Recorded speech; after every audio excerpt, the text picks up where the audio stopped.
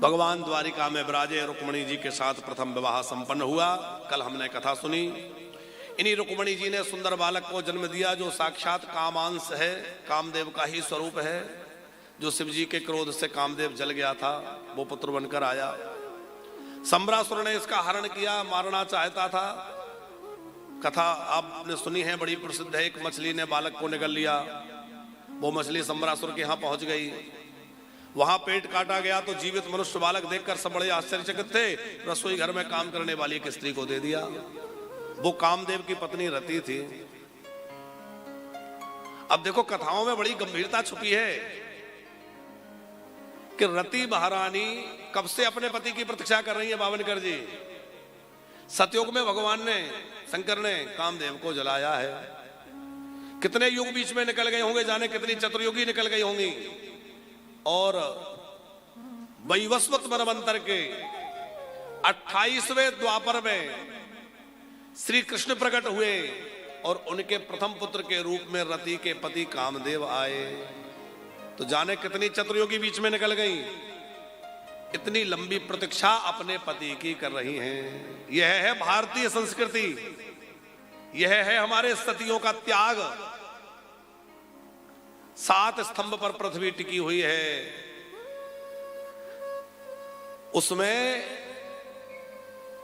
सती नारी की बड़ी विशेष भूमिका है। सत्यवादी, दानपरायण, निर्लोभी व्यक्ति, गो माता, वेद, सती नारी, ये 7 स्तंभ जो पृथ्वी को धारण करने वाले, उनमें सती की बड़ी बड़ी, ये उसका सतत्व देखिए कि कितने युगों तक प्रतीक्षा करी हो। क्या कर रही है? रसोई में चौका बर्तन कर रही है। नारद जी ने कहा यहां पतिदेव मिलेंगे। अब आप बताओ कौन चौका बर्तन कर रहा है? जिसको देख करके बड़े बड़े ऋषि मुनि तपस्वी मोहित हो जाएं। रति जो है सबसे सुंदर है। जितनी भी स्वर्ग में अप्सराएं हैं उन सबसे अधिक सुंदर कौन है? रति महारानी। क्योंकि रति और कामदेव ये दोनों तो अनुपम हैं। तो इतनी परम सुंदरी होकर भी रति महारानी क्या कर रही है? एक असुर के चौका बर्तन में जाकर के चौका बर्तन कर रही है उसकी रसोई में। क्यों? बोले पति की प्रतीक्षा कर रही है। सुखदेव जी कह रहे हैं साच काम सवै पत्नी पतिर नाम यशस्वनी रतिर नाम यशस्वनी प्रत्युर्निर्दग्ध देहस देहात् पतिं प्रतीक्षति। अपने पति की प्रतीक्षा कर रही है। ये हमारे भारतीय सनातन संस्कृति है। विदेशों की संस्कृति अलग है। विदेशों की हालत तो हम सब देख ही रहे हैं। बावनकर जी विदेश में कोई महात्मा गए, उन्होंने देखा कि कोई एक स्त्री एक चबूतरे के पास बैठी है और एक पंखा लेकर के और चबूतरे को हवा कर रही है। तो किसी से पूछा कि ये अकेली बैठ के ये चबूतरे को हवा क्यों कर रही है? बोली ये इसके पति का स्थान है, यहाँ इसके पति को दफनाया गया है, तो ये उसका चबूतरा है, उसको हवा कर रही है। और महात्मा के अंदर बड़ी श्रद्धा जमी के बताओ विदेशों में भी ऐसी सती नारियां हैं। हम तो सोच रहे थे भारत में ही ऐसी सती होती हैं, ये विदेश में ऐसी नारी हो सकती है। महात्मा ने जाकर के दंडवत किया। वो बोली कि महाराज दंडवत क्यों कर रहे हो, प्रणाम क्यों कर रहे हो? बोले तुम्हारा त्याग देख करे। नहीं, बोले इस चक्कर में मत पड़ो। तो बोले बात यह है कि हमारे देश का कानून है कि जब तक एक पति का चबूतरा ठीक से सूख ना जाए तब तक दूसरा विवाह नहीं कर सकते। तुम्हें इसको हवा करके सुखा रही हो कि जल्दी सूख जाए ताकि दूसरा विवाह जल्दी हो जाए।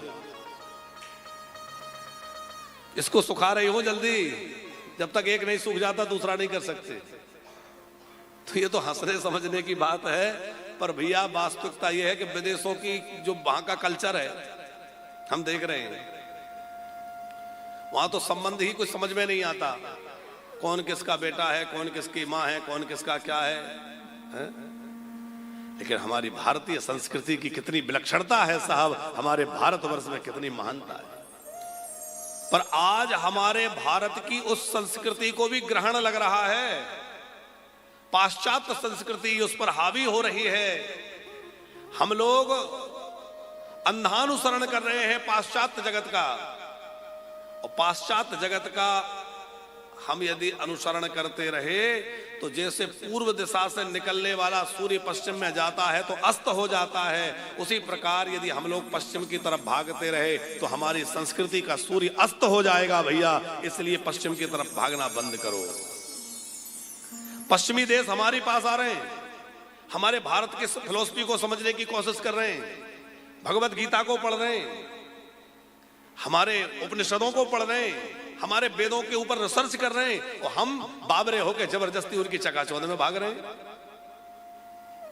विदेश जाने की हम मनाही नहीं करते, सारी दुनिया घूमिए, हम भी जा रहे हैं, अभी 2-4 देशों को घूम के आएंगे, देख के आएंगे जरा क्या हो रहा है, जाने में क्या हर्ज है।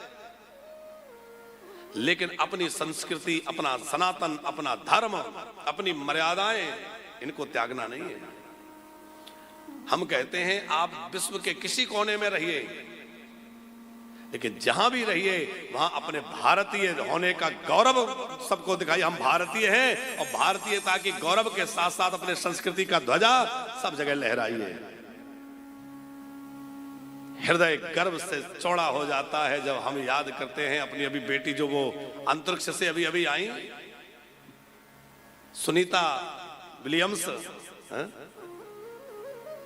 उन्होंने हमारे भारत के नाम को सारे विश्व में कितना ऊंचा कर, कितने गौरव की बात है कि एक भारतीय मूल्य की बेटी, भले ही उनका जन्म अमेरिका में हुआ हो पर वो पिता उनके भारतीय मूल्य के रहे, तो भारतीय मूल्य की ही कहलाई। गुजरात के महसाणा की है उनके पिताजी, तो भारतीय मूल्य की वह बेटी। और हमने तो ये भी सुना, अब कितनी सच्चाई है ये तो आगे पता चलेगा, कि वो अंतरिक्ष में गई तो छोटे से गणपति बप्पा को साथ में ले गई, ऐसा भी कुछ लोग कह रहे हैं, एक इंटरव्यू में उसमें कहीं बताया है। अब वो सच्चाई कितनी है वो तो समय पर वो भी पता चलेगा, पर हम आपसे ये करिए तो सबको पता है कि भारतीय एक बेटी, जिस भारत को लोग पिछड़ा समझ रहे थे, जिस भारत को लोग अशिक्षित समझ रहे थे, उसी भारत की एक बेटी ने वो मिसाल कायम करके दिखा दी कि भैया भारत विश्वगुरु था, भारत विश्वगुरु है और भारत विश्वगुरु बना रहेगा। साहब भारत में बड़े बड़े दार्शनिक हुए हैं, हो रहे हैं, होते रहेंगे। हम सब के लिए बड़ा गौरव का विषय है। हमें अपने भारतीय होने पर गर्व होना चाहिए, अपने भारतीय संस्कृति पर गौरव होना चाहिए। लेकिन हम लोग अपने बच्चों को सिखाते हैं अरे भारत में कुछ नहीं है, जो कुछ है विदेशों में है, जो कुछ रिसर्च हुआ विदेशों में हुआ। लेकिन आप विचार करो, विदेशों ने जो कुछ भी रिसर्च किया है वो उसका मूल आधार भारत से लिया गया है। चाहे वो आज विमान उड़ रहे हों, चाहे मिसाइलें उड़ रही हों, चाहे बड़े बड़े आइटम बम बनाए जा रहे हों, उन सब का आधार क्या है? हमारे सनातन से ही तो सब लिया है। हमारे यहाँ पहले जब युद्ध, महाभारत आदि युद्ध हुए तो उसमें जिन बाणों का प्रयोग हुआ, अगड़ी बाण है, अमुक बाण है, तो जैसे अस्त्र शस्त्रों का प्रयोग होता था वैसे ही अस्त्र शस्त्र आज आधुनिकता के साथ बनाए जा रहे हैं। हमारे यहाँ तो विमान कितने पहले से उड़ रहे हैं, और हमारे ऋषि मुनियों ने तो देखो आज ये बात वैज्ञानिक जो है पता कर पा रहे हैं कि चंद्रमा के यहाँ भूमि कैसी है, वहां का रंग कैसा है, वहां के वातावरण कैसा है, ये बात आज पता लगाई जा रही है। हमारे ऋषि मुनियों ने कब कह दिया ये बात? लाखों करोड़ों वर्ष पहले कह दिया। चंद्रमा का जो शीतल है, मंगल ग्रह जो है वो लाल रंग का है, ये हमारे महर्षियों ने कितने पहले कह दिया। रिसर्च में अब ये चीजें स्पष्ट हो रही हैं, प्रमाणित हो रही हैं कि हाँ मंगल का आकार तिकोना है, मंगल के यहाँ की भूमि रक्त है, लाल लाल है। हमारे महात्माओं ने, ऋषियों ने तो कितनी पहले कह दी कि वहां लाल रंग का, हमारा मंगल का रंग लाल है। अभी सनातन की जिन बातों को विज्ञान नकार रहा है वो झूठी है ऐसा नहीं है, बल्कि विज्ञान वहां तक पहुंचा नहीं है। जिस दिन विज्ञान वहां तक पहुंच जाएगा तो वो जानेगा कि भारतीय दर्शन में जितनी बातें कही जाती हैं वो सब वैज्ञानिक हैं और सब प्रमाणिक हैं। हमारे यहां जितनी जो बातें कही जाती हैं। अच्छा एक बात बताओ, वैज्ञानिक लोग बहुत अरबों खरबों के यंत्र लगा के बड़ी कठिनाई से ये पता करते हैं कि ग्रहण कब होगा, सूर्य ग्रहण, चंद्र ग्रहण, ग्रहों की दशा, ग्रहों की गति है। और हमारे ज्योतिषी लोग 50 रुपए के पंचांग को देख के बता दें, बोले इतने बजकर इतने मिनट पर ग्रहण शुरू होगा और इतने बजकर इतने मिनट पर ग्रहण समाप्त होगा। आप घड़ी मिला लीजिए, उसमें 10 मिनट का, 5 मिनट का, 2 मिनट का अंतर नहीं आ सकता। अरे ये तो आपने सबने देखा होगा कि नहीं? यदि ठीक से कोई पंचांग का सटीक देशांश अक्षांश वगैरह है तो वो आपको एकदम प्रमाणिकता के साथ सटीक समय देगा कि इतने बजकर इतने मिनट पर ग्रहण प्रारंभ होगा, उतने ही बजे प्रारंभ होगा। आप मशीनों से चेक करा सकते हैं। तो हमारा भारतीय दर्शन कभी कमजोर नहीं रहा, बड़ा उन्नत विज्ञान हमारे भारतीय ऋषियों का रहा है। हमें अपने भारतीय होने पर गर्व होना चाहिए, अपनी संस्कृति पर गर्व होना चाहिए, और हमें अपने संस्कृति के रक्षण के लिए सदा सजग रहते हुए एक सजग प्रहरी की तरह अपने धर्म और संस्कृति की रक्षा के लिए। अब हम लोग ही छोटे छोटे कपड़े पहन के घूमेंगे तो कहां संस्कृति बचेगी? बड़ी विचित्र स्थिति है। छोटे कपड़े पहनने को लोग मॉडर्न समझते हैं, जितना कपड़ा छोटा उतना अधिक मॉडर्न।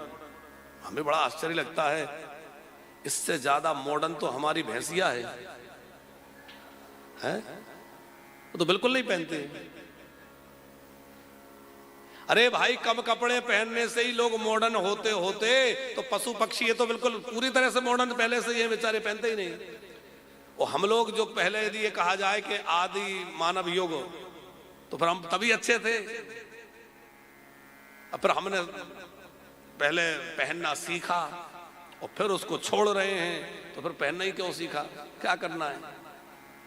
पशुओं में और हम में क्या अंतर रह जाएगा? भाई हम लोग मनुष्य हैं, हमारे अंदर संस्कृति रहे, हमारे अंदर सभ्यता रहे, हमारे अंदर संस्कार रहे, हमारे अंदर मर्यादा रहे, तभी हमारा मनुष्य होना सार्थक है। बड़ी विचित्र स्थिति है पंकज जी। लोग सड़ा और बासा खाना खाएंगे, उसको तो समझेंगे हम मॉडर्न हैं। वो क्या पिज्जा बर्गर जाने क्या क्या कितने दिन का बना, कहां का लोग, उसको बहुत अच्छा है। और ताजा बढ़िया दूध मक्खन खिलाओ, बढ़िया भोजन कराओ, तो बोले अरे ये तो सब पुरानी बातें हैं। बड़ा विचित्र समय है। बावनकर जी, आपको याद होगा रात का पानी लोग सवेरे नहीं पीते थे, बोले बासा हो गया। अब बोतलों में भरा महीनों का रखा है, उसको बहुत फ्रेश मान रहे हैं। ताजा दूध पीने वाले लोग बोतलों में रखा महीनों का दूध पी रहे हैं, महीनों का पानी पी रहे हैं, महीनों पुराना रखा भोजन सड़ा गला बसा जाने क्या खा रहे हैं, और उसको लोग मॉडर्न होना समझ रहे हैं। भैया चाहे जितना आगे बढ़िए, आगे बढ़ना बहुत अच्छा है, चाहे जितना आगे बढ़िए, हम मना नहीं करते, पर जिसको पाना है उससे आगे मत निकल जाइए। दुनिया आगे बढ़े अच्छी बात है, पर इतनी भी आगे ना बढ़ जाए कि जिसको पाना है वो पीछे छूट जाए तो हम आगे निकल जाएं। बात समझ में आ रही है? कम से कम इतना ही आगे बढ़े जो पाना है वहीं तक पहुंचे।